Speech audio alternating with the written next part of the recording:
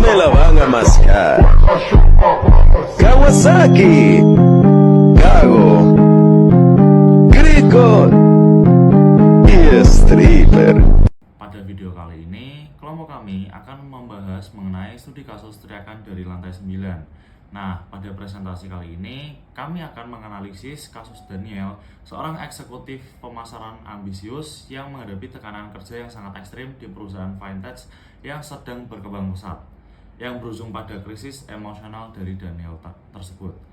Daniel adalah seorang senior marketing eksekutif yang berlatar belakang ambisius, pekerja keras, ingin cepat meniti karir dan membagian orang tuanya. Dari hasil diskusi kami, Daniel memiliki 5 sumber stres yang dialami oleh Daniel. Daniel menghadapi kombinasi tekanan dari lingkungan kerja dan tuntutan internal yang memicu kelelahan. Yang pertama, Daniel memiliki beban kerja yang tinggi dan tugas yang sangat amat mendadak. Daniel memimpin 2 proyek besar dengan deadline yang sangat amat berdekatan. Ditambah tugas yang mendadak dari atasan yang mengacaukan jadwal Daniel. Yang kedua, dinamika hubungan di kantor. Kondisi anggota tim itu kurang kompeten, memaksa Daniel mengoreksi dan mengerjakan ulang, dan ia enggan menegur karena takut dianggap tidak kooperatif. Yang ketiga, tekanan finansial. Gaji yang digunakan oleh Daniel itu untuk membiayai kuliah adik-adik dan menabung rumah pertama, menciptakan rasa takut untuk Daniel kehilangan pekerjaannya. Yang keempat, kurangnya waktu pribadi. Dalam 6 bulan terakhir, Daniel hampir tidak ada waktu untuk olahraga, hobinya, atau bersantai. Yang kelima, tekanan internal. Tekanan internal adalah penyumbang terbesar sumber stres dari Daniel. Keyakinan bahwa kesuksesan diukur dari posisi dan gaji, terus membandingkan pencapaian dengan teman seangkatan yang sudah menjadi manajer. Lalu, kita akan mengklasifikasikan stres eksternal dan internal. Yang pertama, sektor eksternal atau lingkungan. Daniel memiliki beban kerja yang tinggi, yaitu 2 proyek dan deadline yang berdekatan. Anggota tim yang kurang kompeten, dan permintaan tugas yang mendadak dari atasan yang mengacaukan dari jadwal Daniel tersebut. Yang kedua, yaitu sektor internal atau pola pikir. Daniel enggan menegur rekan kerja dan tidak enakan, takut dianggap tidak kooperatif. Ketertarikan finansial pada pekerjaan karena semua penghasilan untuk kebutuhan keluarga. Berkeyakinan kesuksesan diukur dari posisi dan gaji, sering membandingkan diri dengan orang lain, dan pola hidup yang tidak teratur, kurang tidur, dan olahraga. Selanjutnya saya akan melanjutkan penjelasan dari teman saya tadi, yaitu faktor dominan yang paling sulit diatasi, yaitu faktor yang paling dominan yaitu stresor internal. Sebagian besar stres Daniel muncul dari cara berpikir dan sikapnya sendiri, seperti yang ambisi yang berlebihan, menjadikan jabatan atau gaji sebagai ukuran kesuksesan. Kemudian ada sering membandingkan diri sendiri dengan orang lain. Nah, ini tuh memicu komitmen berlebihan yang berujung pada stres, karena selalu mengekang diri sendiri itu agar lebih baik dari orang lain. Kemudian faktor yang paling sulit diatasi juga stresor internal, karena stresor eksternal masih bisa diubah. Misalnya dengan memberi batasan waktu. Nah, itu agar Daniel tuh bisa membagi waktunya untuk kerja, untuk me time, dan untuk meluangkan waktunya untuk istirahat juga. Nah, tapi pemikiran negatif dan kaku adalah pola pikir yang susah diubah atau mengakar. Mengubahnya membutuhkan waktu dan proses restrukturisasi kognitif yang lama. Melawan pemikiran yang menghakimi diri sendiri merupakan hal yang sulit. Kemudian, gejala stres Daniel yaitu berdampak pada fisik, emosional, dan perilakunya. Yang pertama, gejala pada fisiknya. Daniel jadi sulit tidur, sering tegang di area pundak dan leher. Kemudian nafsu makan yang tidak menentu, jadi jarang makan juga. Itu yang menyebabkan kondisi kesehatan semakin menurun. Kemudian dari gejala emosional, Daniel jadi mudah tersinggung dan sensitif ketika di kantor. Kemudian jika melampiaskan kekesalannya itu pada keluarga, itu bisa membuat hubungan dengan keluarga menjadi lebih renggang. Kemudian sering bengong atau merasa hampa dan mempertanyakan tujuan hidupnya. Karena terlalu banyak pikiran, jadi ya sering bengong sendiri.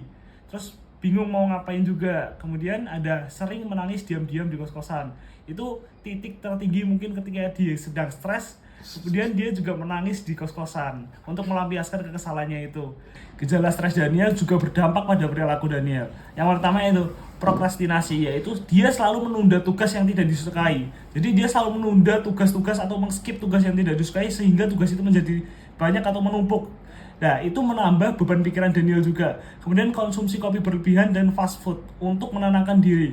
Kebiasaan tersebut juga memperburuk keadaan Daniel, memperburuk dari segi pikiran, kondisi, dan juga kesehatan. Jadi gejala paling berbahaya jika dibiarkan, Daniel bisa kelelahan emosional dan depresi. Nah, gejala seperti merasa hampa, sering bengong, dan tidak fokus dalam pekerjaan mengarah pada burnout atau depresi. Nah, kurangnya istirahat mengganggu regenerasi sel, menyebabkan pola hidup yang berantakan. Selain itu, melampiaskan kekesalan di rumah dapat merenggangkan hubungan dengan keluarga, menghilangkan dukungan penting dalam mengelola stres. Oke, selanjutnya akan dilanjutkan oleh teman saya. Mari kita masuk ke materi strategi manajemen stres, yaitu problem focus coping. Langkah-langkah untuk mengubah atau menghadapi sumber stres secara langsung. Yang pertama adalah manajemen waktu dan prioritas. Jadi, kalian bisa menggunakan skala prioritas untuk menyelesaikan aktivitas yang mendesak dan penting terlebih dahulu. Terapkan manajemen waktu yang ketat agar proyek berjalan tanpa mengorbankan kesehatan mental kalian. Yang kedua, ada mengatasi anggota tim yang kurang kompeten. Jadi kalian bisa mengarahkan nih anggota tim yang tugasnya kayak nggak sesuai kompetensi, diarahkan ke yang sesuai kompetensinya. Jika tidak berhasil, maka komunikasikan masalah tersebut secara profesional kepada atasan atau HR. Yang ketiga, ada mendesain ulang jadwal. Jadi kalian bisa menyisihkan waktu untuk olahraga, hobi atau healing secara terencana. Jadwalkan secara eksplisit di kalender atau me time secara wajib untuk menjaga keseimbangan kerja dan kehidupan pribadi. Oke, untuk selanjutnya kita akan mengatur respon emosional terhadap stres yang tidak bisa langsung dihilangkan. Yang pertama ada restrukturisasi kognitif, yaitu mengubah cara pandang terhadap kesuksesan itu sendiri. Jadi kalian bisa sadari bahwa kesuksesan sejati tidak hanya diukur dari jabatan atau penghasilan, tetapi dari keseimbangan hidup dan kebahagiaan secara pribadi. Kedua ada ekspresi emosi yang sehat.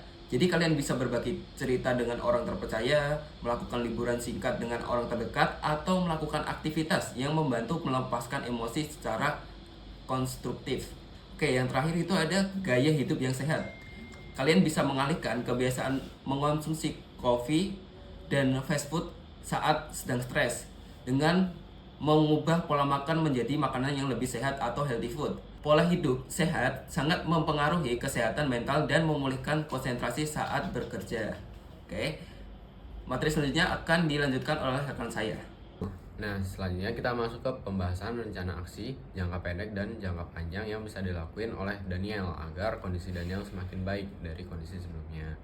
Nah, yang pertama ada rencana jangka pendek. Rencana jangka pendek ini Daniel bisa lakuin dalam jangka waktu 24 jam sampai 48 jam ke depan. Dalam rencana jangka pendek ini, Daniel bisa melakukan hal-hal berikut ini. Yang pertama ada prioritaskan tidur yang cukup. Nah, Daniel bisa melakukan tidur minimal 7 jam dalam 20 jam ke depan. Dan hindari kafein dan fast food. Istirahat yang cukup untuk memulihkan konsentrasi dan energi. Nah, hal-hal tersebut merupakan bentuk gaya hidup yang sehat yang sangat diperlukan untuk menghentikan siklus kulit tidur dan memulihkan konsentrasi serta energi untuk pekerjaan selanjutnya. Nah, kemudian yang kedua ada ambil waktu istirahat dan pulang tepat waktu. Jika Daniel merasa burnout atau buntu, Daniel bisa langsung istirahat sejenak atau pulang tepat waktu dan tinggalkan segala urusan pekerjaan untuk menyegarkan pikirannya. Nah, tindakan ini dapat dilakukan agar Daniel tidak merasa tertekan oleh kondisi-kondisi yang membuat Daniel tertekan. Nah, selanjutnya ada rencana aksi jangka panjang. Dalam rencana aksi jangka panjang ini, Daniel bisa lakukan dalam jangka waktu mingguan atau bulanan. Rencana aksi jangka panjang ini berguna untuk membangun ketahanan stres atau resilience dan keseimbangan hidup. Nah, selanjutnya ada rencana aksi jangka panjang. Nah, rencana aksi jangka panjang ini dapat dilakukan oleh Daniel dalam jangka waktu mingguan atau bulanan. Nah, ini dapat digunakan untuk membangun ketahanan stres dan resilience dan keseimbangan hidup Daniel. Nah, Daniel bisa melakukan hal-hal seperti berikut. Nah, yang pertama, Daniel bisa melakukan jadwal me time wajib. Daniel bisa menjadwalkan waktu rutin untuk olahraga, hobi, dan terapkan prinsip avoid atau berani menolak atau menunda tugas mendadak yang tidak mendesak. Nah, yang kedua, Daniel bisa melakukan hal yaitu komunikasi terbuka dengan atasan-atasan. Nah, hal yang kedua, Daniel bisa melakukan komunikasi terbuka dengan atasan-atasan. Nah, ini bisa diterapkan oleh Daniel untuk menerapkan manajemen waktu yang baik dan komunikasi, tugas, serta deadline secara terbuka, dan menurunkan ekspektasi untuk mengurangi tekanan yang berlebih. Nah, dan yang ketiga, Daniel bisa melakukan delegasi dan bimbingan tim. Daniel bisa menyesuaikan gaya kepemimpinan Daniel dengan anggota tim yang kurang kompeten, berikan bimbingan dan delegasi yang sesuai untuk meningkatkan efisiensi kerja sama tim. Nah, sekian presentasi dari kelompok kami. Jika ada salah, kami ucapkan mohon maaf. Assalamualaikum warahmatullahi wabarakatuh.